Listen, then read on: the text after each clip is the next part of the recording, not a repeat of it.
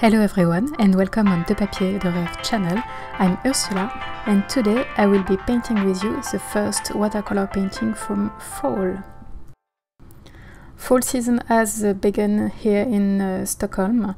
The weather is a little bit colder and it's a little bit rainier also. So I wanted to play with colors from fall and find a little bit of joy by mixing all kinds of warm colors. And the perfect color for this painting is of course Aussie red gold, this golden orange yellow color that I love so much right now. So I'm playing with it today and I will try to make a nice watercolor painting about fall. As you have seen at the beginning, I started this painting by just applying some water on the paper. I do that to have some puddle of water on my paper so that the color can flow, but also to keep some area without any water on it so that I can get also nice strong edges.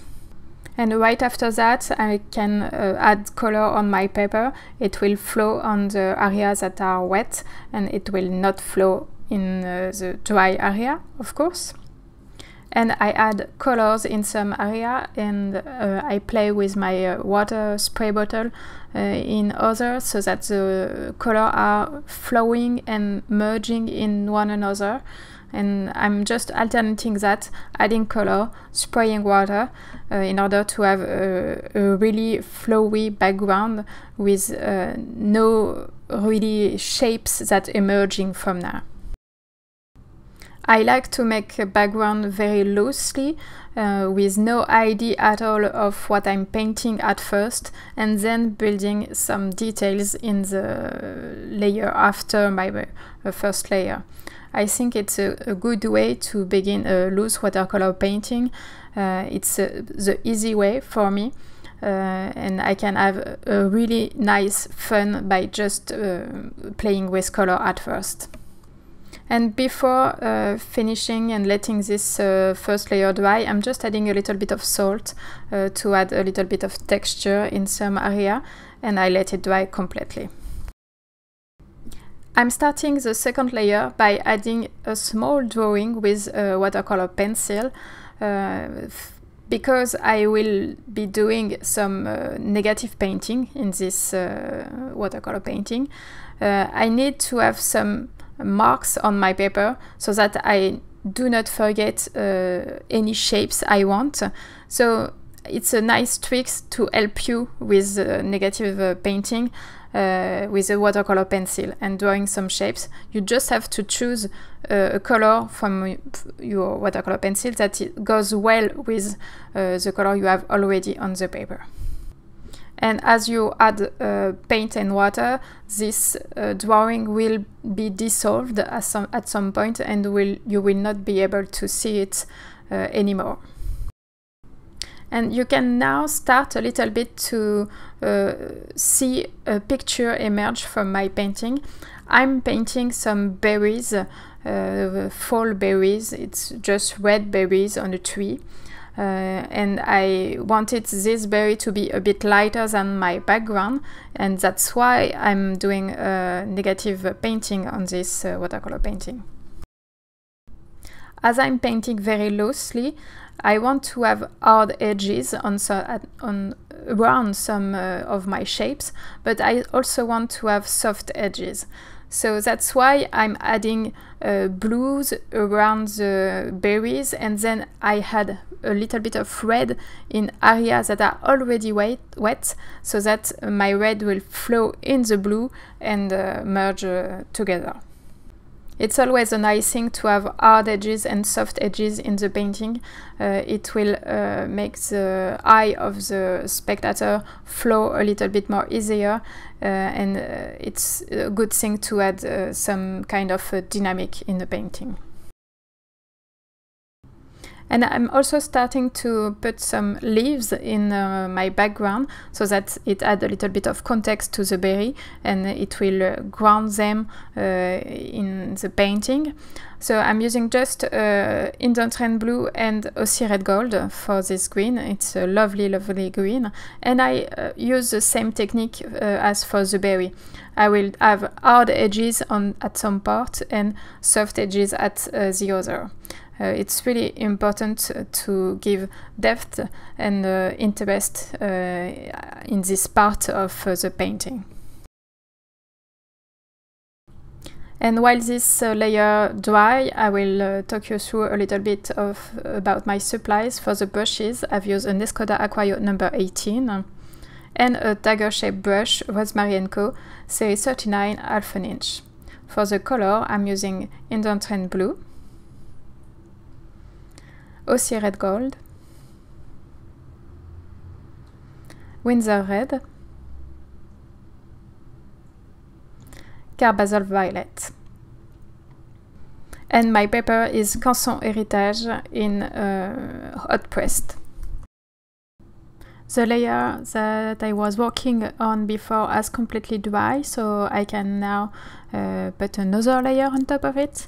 And in the same way that strong edges and soft edges are important to create depth, it's also important to multiplicate all the layers, especially on the leaves and all the greenery, because it will add also depth.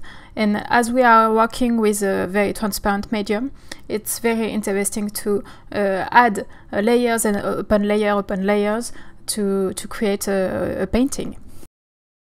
So I'm adding now another layer in the foliage, and I'm using my colors in a way that I start very dark at one point, and then I will wash a little bit my brush. It will be still with paint, but with very diluted paint, and I will extend the dark color in the direction of lighter color, and it will create a gradient that way very easily. So at the beginning I was talking a little bit about Aussie red gold. That is my gold orange yellow color that you can see on my paper, and I choose to pair it with Indanthrene blue and Carbazole violet, just to create a strong contrast in colors, so that the gold hue will appear a little bit more warm, and the violet and blue colors will appear a little bit colder. And all the cold area will act as a dark area, like there was a shadow casting at this place, and all the gold area are like there is a sunlight shining on it. And now I'm adding a little bit of details on the berries. I didn't paint them too much, and that's their time to shine right now. And I choose Winsor red to paint them because it's a very strong and powerful red, and that's what I want. I want them to be very recognizable and contrast a lot against the background. But I didn't paint everything in red. I keep some light in the berries, because there is always a shiny part in the berries, and I didn't want to add gouache to make it shine, so I'm not painting this part so that it will stay a bit lighter. And now it's the fun part that is beginning now. I'm drawing all the branches. I'm very happy with my painting right now. I think that it's quite balanced, and I like the color, and I'm very happy with it. But it lacks of a unity between all the berries. So I'm drawing all these branches to create a unity, a direction also, and make my painting a little bit more powerful. And for that I'm using a dagger shaped brush that is very flimsy, and it will make lots of random marks, and I do want that in order to create a very busy effect with all the branches. And to make that darker color, I'm just mixing all the color I've used together, and I get this very dark, almost violet, almost green at some point colors, and I'm very happy with it. It was a very fun painting to paint because it was quite free, and I didn't think too much about it, and I like the result. And the video is now ending. Thanks for watching, and I hope you like it. Please check the blog post for more information about it and for some pictures a little bit closer if you want. And tell me what you think in the comments. See you soon.